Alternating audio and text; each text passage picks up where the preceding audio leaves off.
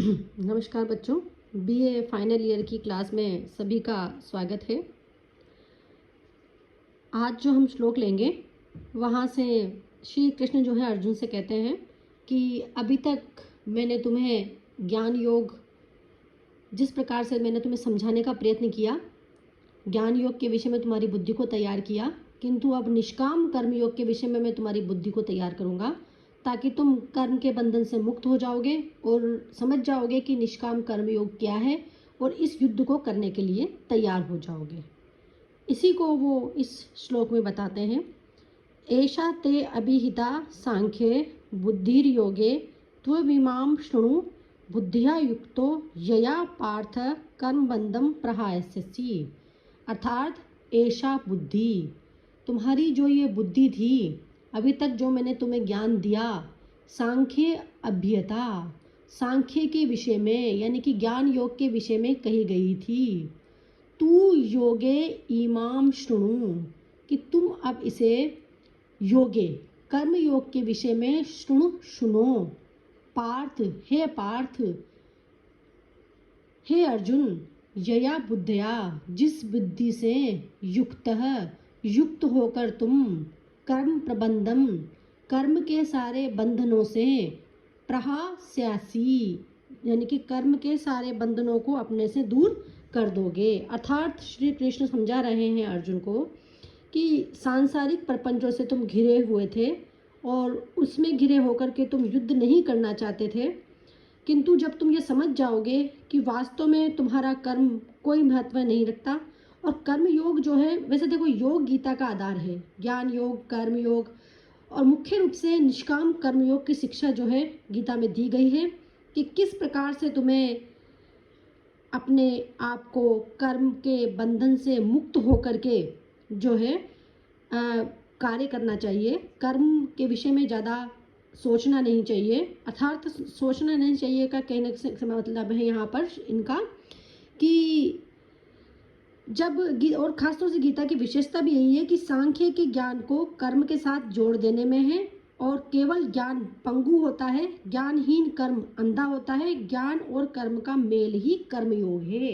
अर्थात तुम्हें केवल ज्ञान हो जाए उससे भी काम नहीं चलेगा, बल्कि तुम्हें ज्ञान के साथ साथ तुम्हें उस कर्म को, उस चीज को अपने जीवन में उतारना भी आवश्यक है। और जीवात्मा और परमात्मा का जो संयोग है उसको योग कहते हैं।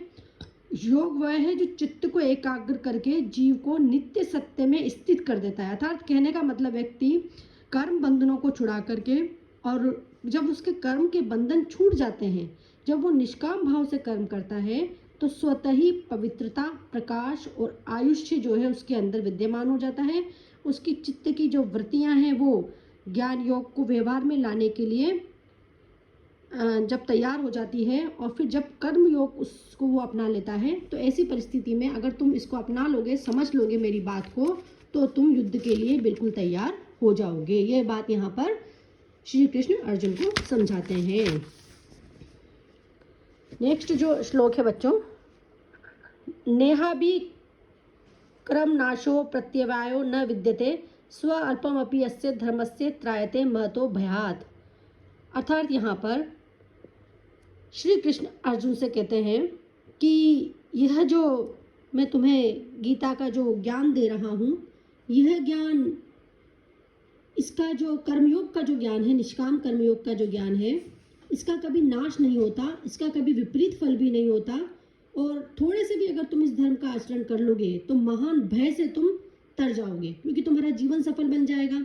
क्या कहते हैं वो कि यह इस कर्मयोग में अभिक्रम नाश न अस्ति, आरंभ का नाश नहीं है, प्रत्यवाय न विद्यते, कोई इसका प्रतिकूल फल भी नहीं है, अस्य धर्मस्य स्व अल्पम, इस धर्म का, इस निष्काम कर्म योग के धर्म का स्व अल्पम अपि, थोड़ा सा भी ज्ञान, महत भयात त्रायते, महान भय से तुम्हें मुक्त कर देगा, तुम्हारा उद्धार कर देगा।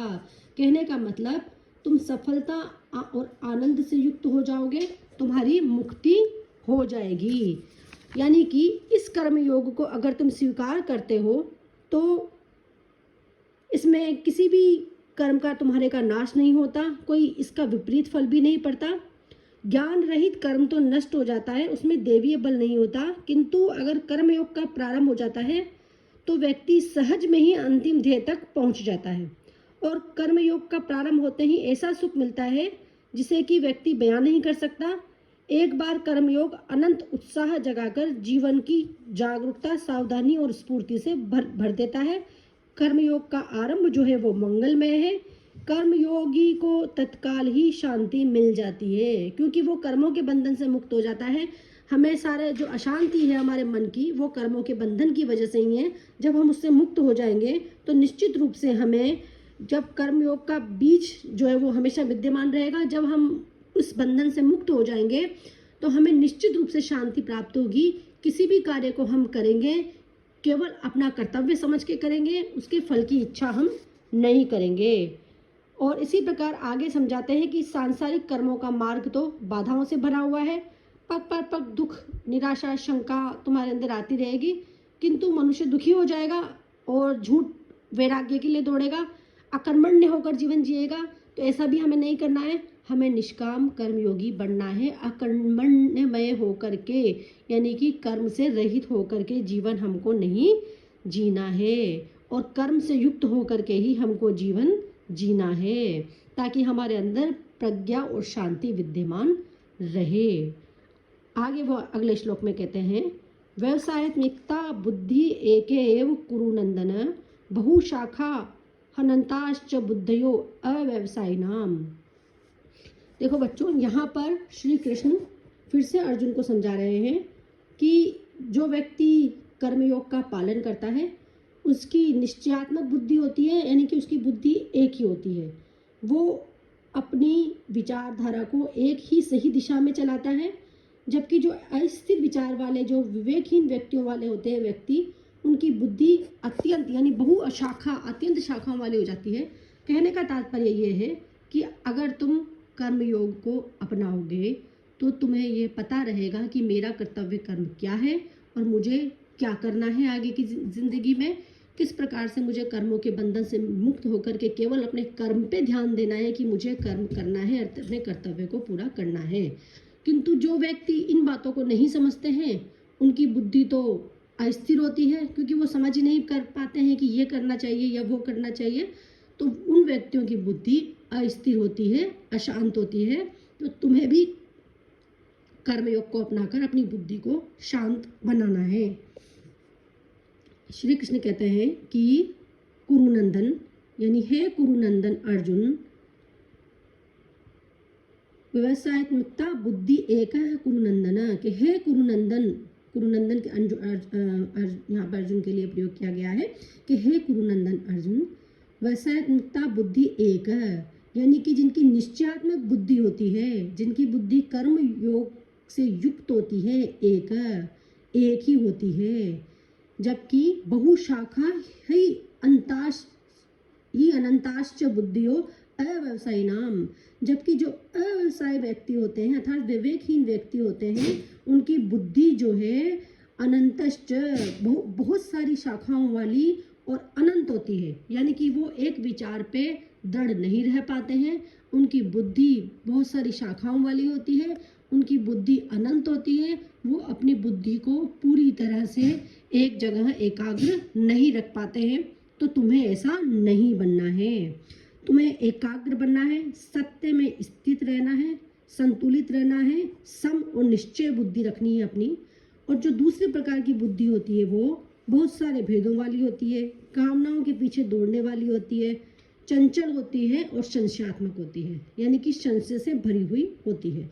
जबकि एकनिष्ठ बुद्धि जो है आत्मा में स्थित होकर जब व्यक्ति कर्म करते हैं तो उसके संकल्प और जो उसके महाभाव है वो उनसे पवित्रता का स्रोत उमड़ता है। जैसे कि हिलते हुए जल में आप अपना स्पष्ट प्रतिबिंब देख सकते हैं, हिलते हुए जल में आप स्पष्ट प्रतिबिंब नहीं देख सकते हैं, माफी चाहती हूँ बच्चों, कि जैसे आप हिलते हुए जल में अपना स्पष्ट प्रतिबिंब नहीं देख सकते हैं, वैसे ही अस्थिर बुद्धि वाले व्यक्तियों को भी सफलता का मार्ग नहीं सूझता, क्योंकि उनकी बुद्धि स्थिर नहीं होती। बुद्धि जितनी अधिक स्थिर होगी हमें उतना ही अधिक हम सफल हो पाएंगे अपनी ज़िंदगी में, और सफलता का मार्ग जो है हमें ढूंढ लेगा। और मनुष्य बुद्धि के बिखर जाने पर मनुष्य शिथिल पड़ जाता है, कर्म में मन नहीं लगता, मनुष्य दूसरे का सहारा खोजने लगता है अपने पैरों पर खड़ा। किंतु कर्मयोगी की बुद्धि नहीं भटकती, वो निश्चयात्मक बुद्धि वाला होता है। गीता के सांचे में ढालने के लिए बुद्धि की दृढ़ता अनिवार्य है। दृढ़ और पवित्र बुद्धि सब साधनाओं का मूल है। यानी व्यवसायत्मकता बुद्धि होनी चाहिए, कर्मयोग से युक्त हमारी बुद्धि होना चाहिए। ये बात इसमें बताई गई है बच्चों। आगे हम अगले श्लोक कर लेंगे।